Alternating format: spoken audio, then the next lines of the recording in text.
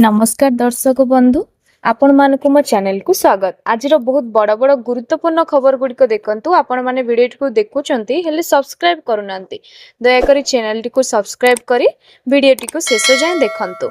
चलंतु आज प्रथम खबर ऊपर नजर पकाइबा। आज प्रथम खबर दीपक चंद्र पट्टनायक शिक्षक माने केवल पाठ पढ़ाती ता नुहे से माने छात्र छात्री चरित्र गढ़ती और जीवन मार्ग दिखाते।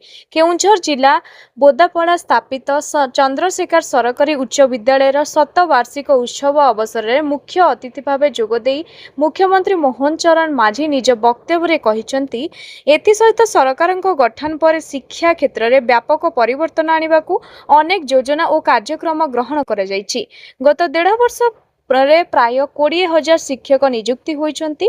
आगामी दिन में आहरी 45,000 नूतन शिक्षक नियुक्ति प्रक्रिया जारी रही।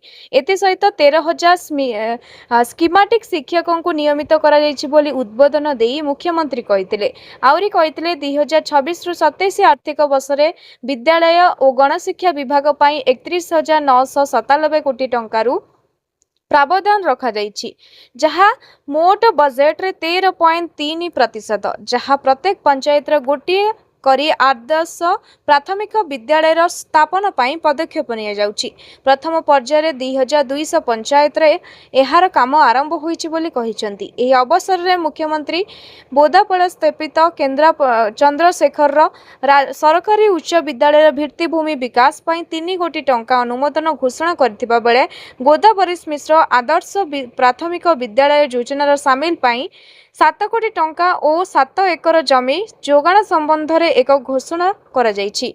चलंतु जानिबा परवर्ती खबर। गहना किनिबा पूर्व नजर पकांतु केउ सहर रे केते रहिछि सुना दर। तेबे जदि आपण आज सुना किनिबा को चाहुचंती बा योजना करिसंती तेबे जानि नियंतु आजिर सुना दर। आज भारतीय बाजार रे 24 कैरेट रो मूल्य 1,52,840 टंका रहिछि।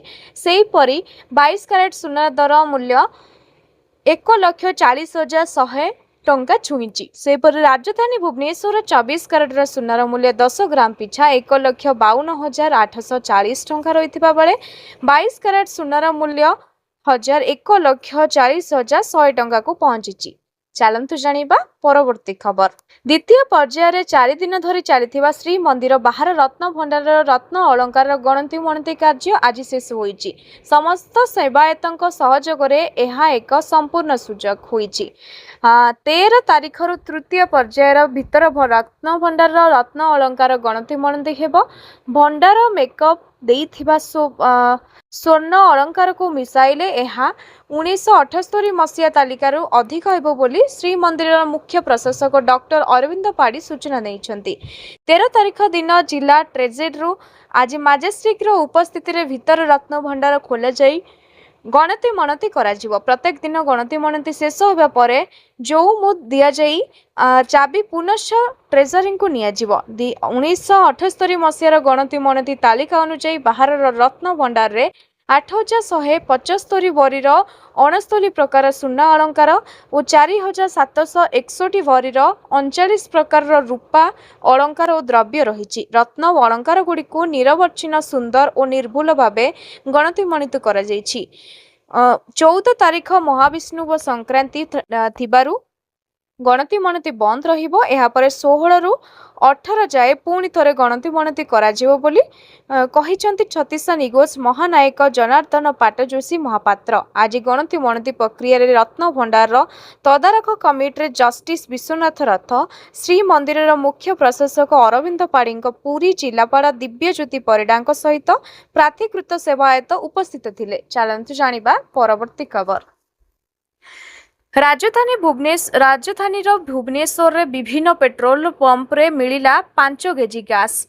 गत बुधवार खाद्य जोगाण और खाउटी कल्याण मंत्री कृष्ण चंद्र पात्र कहिथिबा घोषणा मुताबक जे कौनसी लोक निजर परिचय पत्र देखाई 1573 टंका दे एही सिलिंडर नहीं पारिबे। वर्तमान इंडिया ऑयल समस्त पेट्रोल पंप रे यह उपलब्ध अछि।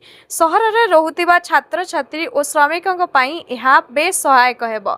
एथि सहित 593 टंका दे पुनर्बार रिफिल करि पारिबे। तेबे सिलिंडर न मिलिबा कारणरू छात्र छात्री हॉस्टल छाड़ुवा बेले श्रमिक माने राजधानी छाड़ी पश्चिम बंग को फेरी जाउथिले। एबे हेई सिलिंडर मिलिबा जोगु से माने उपकृत होई परिबे। चलंतु जानिबा परवर्ती खबर। दिनक तले बबी दासଙ୍କ घरे व्यवहार होइथिबा कांडेलाइट पत्थर को नहीं चर्चा जोर धरिथिला। आलोचना हेउथिला जे श्री मंदिरर परिक्रमा प्रकल्प पई आसीथिबा कांडेलाइट पत्थर जाजपुर रु निया जाइछि। कारण कांडेलाइट पत्थर को ऐतिहासिक स्थान व्यतीत आउ केउठी व्यवहार होई परिबो नाही। तेनु एबे आउ केउ भली आउ काहार अनुमति से पत्थरर व्यवहार हैला ताहा नै तदंत दाबी करथिला जगन्नाथ सेना। ए नै श्री जगन्नाथ सेना पक्षरु पुरी सिंहद्वार थाना रे अभियोग मध्य होईछि। तेबे गुरुत्वपूर्ण कथा हेउछि कि एहा पूर्वरु बबी दासଙ୍କ नाम रे अनेक अभियोग आसीछि। तांको कोर्ट रे बेआईन भाबे कोटी कोटी टंका खर्च होइतिबा नै मध्य अभियोग होइतिला। ताहार तदंत प्रक्रिया ए पर्यंत आधार रहिछि। चलंतु जानिबा परवर्ती खबर। शेष है रत्न भंडार द्वितीय पर्याय रत्न अलंकार गणति मणति। बाहर रत्न भंडार गणति मणति कार्य शेष होईछि। 4 दिन धरी चलिथिबा गणति मणति 1978 मसीहा तालिका अनुसार समस्त रत्न भंडार अलंकार मेळक होईछि। बाहर भंडार रत्न मेळक कराजिबा बेले किछि अलंकार 1978 तालिकारु अधिक बाहरिछि। ताहाको 2026 तालिकार सामिल करा जाइछि। सबु अलंकार डिजिटाइजेशन करा जाइतिला।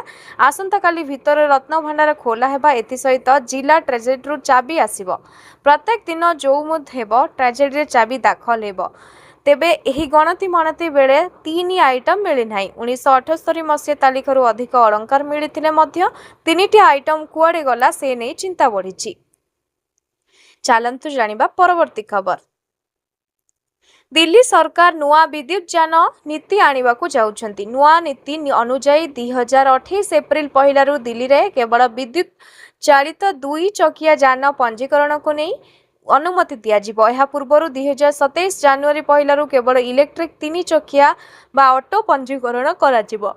स्कूल गाड़ी क्षेत्र में मध्य इलेक्ट्रिक गाड़ी बा बस चलाचल नहीं चिठा नीति रे प्रस्ताव रही। नुआ दिल्ली विज्ञप्ति जारी होबार 2 वर्ष मध्य स्कूल गुड़िकर मालिकाना रे थिबा किंबा लीज और भड़ारे निया जाउथिबार गाड़ीर अति कम रे 10% गाड़ी विद्युत यान होइथिबा आवश्यक। 3 वर्ष शेष बेलू यार अंश 20% को एवं 2030 मार्च 31 सुधा यार अंश अति कम 30% हेबा आवश्यक। यहाकू कार्यकारी करिया पई शिक्षा विभाग को कुआ जाइछि।